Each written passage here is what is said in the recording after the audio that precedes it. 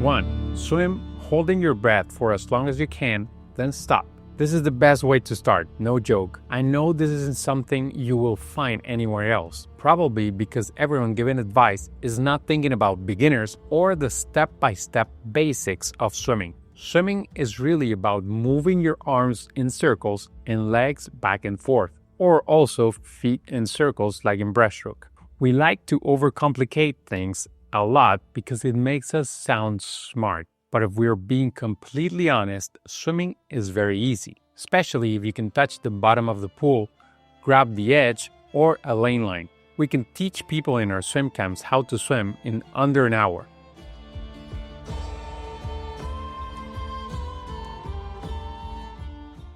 Sometimes it can take a little bit longer because of past traumas of almost drowning. But what about the breathing? What about the glide? The hips not sinking, or the position of the ankles, you say. If you're learning how to swim and you expect to be the next Michael Phelps at the end of the video, you will be overwhelmed, confused, and desperate in the water. If I give you steps 3, 2, 4, 10, 11, 7, 9, 8, and then 20, all at the same time, which most coaches and YouTubers do, you'll find them fascinating, but try to do them and you will feel silly. This is very simple.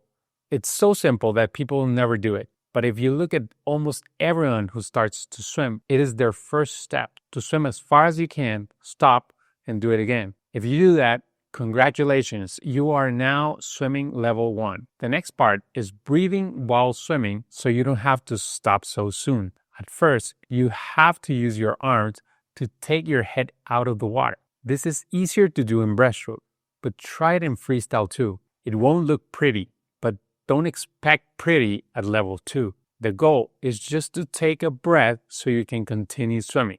Practice quicker breaths each time, with your head in a more horizontal position. Of course, you will swallow some water at first. We've all done that, but no one here will tell you that. Before we continue with the video, if you want to improve your flow in the water, the best way we can help is in person. Here are our tour dates for the 2026 swimming camps. You know the drill. Reserve your spot soon or wait another year. Click in the top right corner to find out more, or in the link in the description. But no one here will tell you that swallowing water is okay, but it is. After some practice, your face will be resting on the water while you breathe. And that is level 2. Now we can focus on being smoother so you can swim for longer. To be smooth, you need 2 things. To pull water towards your feet and to stay horizontal. Now you need to stop pushing water down to breathe. Bury those fingers and create pressure with the palm. Start slow and finish the arm stroke faster. Use Barbie hands, meaning concave, fingers slightly separate. Use your whole body to pull, not just your arms. This will make you rotate if you do it correctly. Good. Once you start pulling so hard that your body rotates, you know you're at level 3. Step 4 is being horizontal. The more density you have in your legs, the harder this will be, but it is very doable, even for elite sprint cyclists. The key is to tense the hips and knees just enough and eventually have the ankles relax. This will allow you to kick down gracefully to keep your legs up.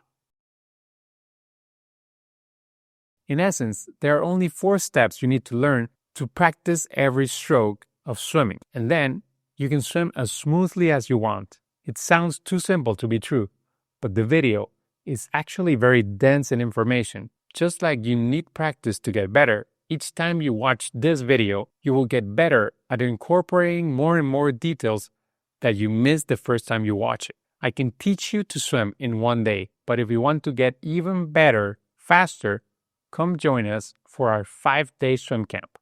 We will keep it simple, actionable, and repeatable. At Skills and Talents, we don't believe you can improve. We know so.